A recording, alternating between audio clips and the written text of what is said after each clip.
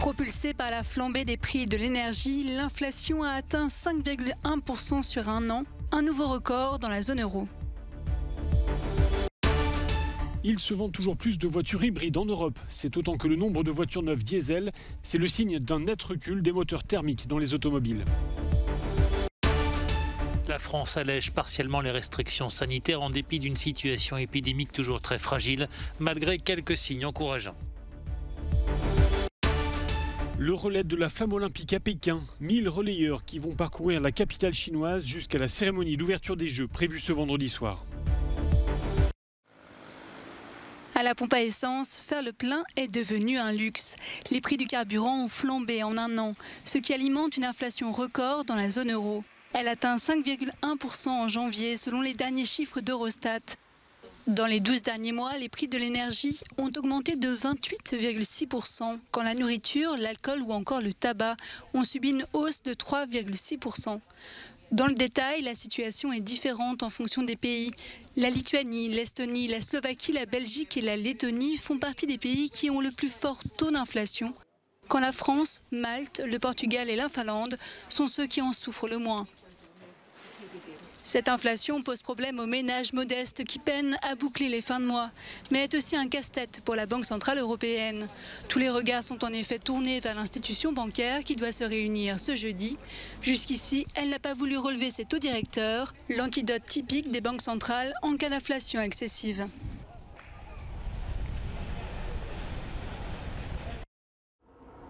En 2021, il s'est vendu en Europe autant de voitures neuves hybrides que de voitures diesel. C'est ce qui ressort d'une étude menée par l'Association des constructeurs européens et publiée ce mercredi. La progression des ventes d'hybrides auto-rechargeables est de l'ordre de 60% sur un an. Et cette catégorie gagne toujours plus de parts de marché. Elle représente 19,6% des véhicules en circulation. C'est autant que les véhicules diesel. Les véhicules 100% électriques sont aussi en nette progression. Aujourd'hui, une voiture sur 10 en circulation est entièrement électrique. Ces chiffres reflètent une tendance de fond constatée depuis plusieurs années et qui s'est accélérée depuis 2020. Une tendance marquée par les préoccupations environnementales, la recherche de véhicules présentés comme moins polluants. Et puis il y a l'impact du Dieselgate, cette affaire de triche généralisée sur les contrôles anti-pollution, ce qui a accru la méfiance à l'égard des moteurs diesel. Enfin, il y a les incitations gouvernementales à passer à l'électrique. La Commission européenne veut ainsi interdire les ventes de voitures à moteur thermique d'ici à 2035. Malgré une situation épidémique toujours fragile, la France a levé partiellement les restrictions sanitaires ce mercredi. Mesure la plus symbolique, la fin de l'obligation du port du masque en extérieur. Dans les rues de Toulouse, les habitants s'en réjouissent même si tous ne sont pas encore au courant ou préfèrent continuer à se protéger. Que je descends du bus et je n'ai pas fait attention, mais enfin quand il y a du monde, j'aime autant le mettre pour me préserver et préserver les autres. Je pense que c'est une bonne nouvelle parce que je ne le trouve pas très utile à l'extérieur, sauf peut-être sur le marché quand on est nombreux et tout ça. Mais quand je remonte la rue, là, il n'y a personne, donc je ne vois pas pourquoi j'aurais porté le masque. L'allègement des restrictions concerne également les enceintes sportives et les établissements culturels. Fini les jauges limitées, tous les spectateurs munis d'un pass sanitaire pourront à nouveau être accueillis. Fini aussi l'obligation du télétravail dans les entreprises, même si la mesure reste recommandée. En levant partiellement les restrictions, le gouvernement entend alléger un peu le quotidien des Français. Notre détermination à maintenir le pays ouvert a donc porté ses fruits et la levée des restrictions se fait comme prévu. Nous tenons le cap et nous restons sur le chemin que nous avions tracé, un chemin qui nous mènera, chacun l'espère, vers une sortie durable de la crise sanitaire. Cet allègement des restrictions doit se poursuivre dans 2 semaines avec la réouverture des discothèques qui sont fermées depuis le 10 décembre. Par ailleurs, seront à nouveau autorisés les concerts debout et la consommation au comptoir dans les bars. Enfin, le protocole controversé dans les écoles doit être révisé. En revanche, la France, contrairement à l'Angleterre ou le Danemark, maintient l'obligation du pass sanitaire dans les lieux clos et lors des événements publics. En cause, une situation épidémique toujours délicate, malgré une légère amélioration, et une tension toujours très forte sur les hôpitaux. Plus de 3700 patients Covid sont actuellement en réanimation, un chiffre stable sur une semaine. Maria Krami, Shahrazad Akbar, Zarifa Ghaffari, Ansia Shahid. Retenez leurs noms et écoutez leurs histoires. Voilà les propos d'Angelina Jolie devant le Parlement européen cette semaine à Bruxelles, à l'occasion de la journée des femmes afghanes.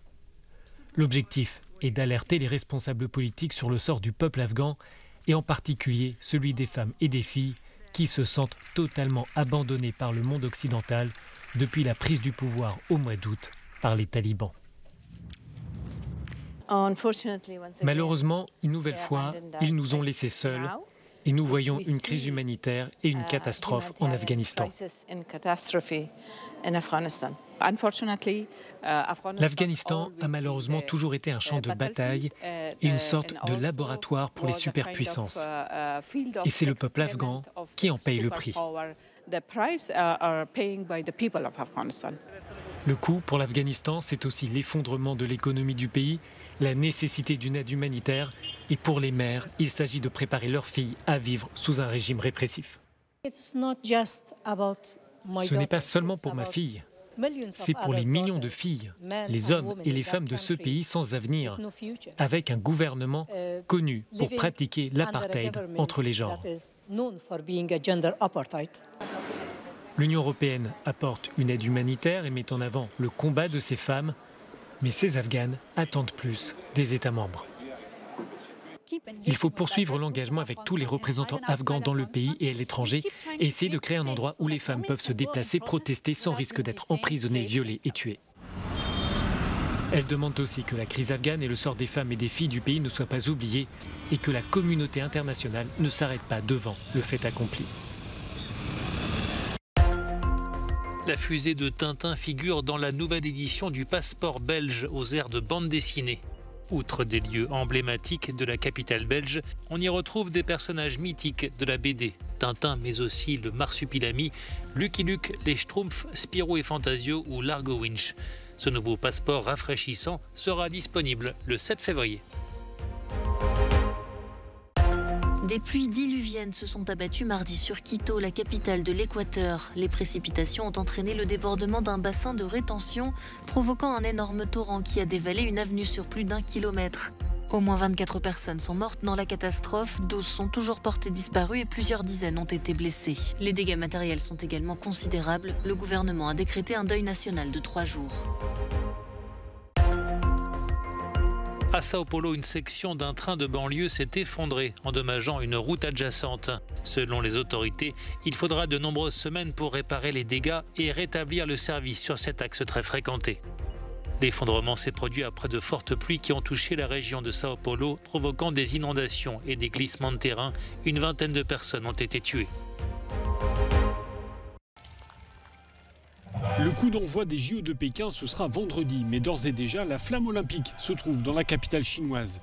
Le vice-premier ministre a allumé la torche avant de la passer au premier relayeur, en l'occurrence un ancien patineur de vitesse, qui lui-même a transmis le flambeau à un astronaute.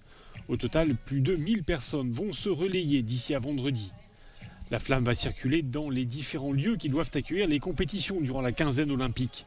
Elle arrivera vendredi soir dans le célèbre Nid d'Oiseau, le grand stade construit pour les Jeux olympiques d'été en 2008. Pour des raisons sanitaires, un nombre limité de spectateurs est autorisé à assister au passage de la flamme. Les autorités ne veulent prendre aucun risque sanitaire. Les participants à ces JO sont coupés du public afin d'éviter toute transmission éventuelle du coronavirus. Par ailleurs, plusieurs pays n'enverront pas de représentants officiels. Un boycott diplomatique pour dénoncer la politique chinoise en matière des droits de l'homme, notamment le sort réservé à la minorité ouïghour ou encore la répression des opposants à Hong Kong.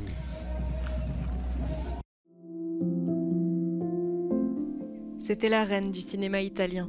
L'actrice Monica Vitti s'est éteinte à 90 ans à Rome, après un long combat contre la maladie d'Alzheimer.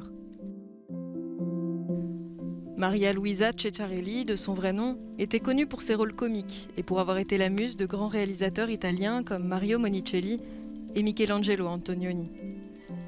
Elle a joué dans des films comme Rire, Le désert rouge, Modestie Blaise, Triangle de la pizza et Les ordres sont les ordres.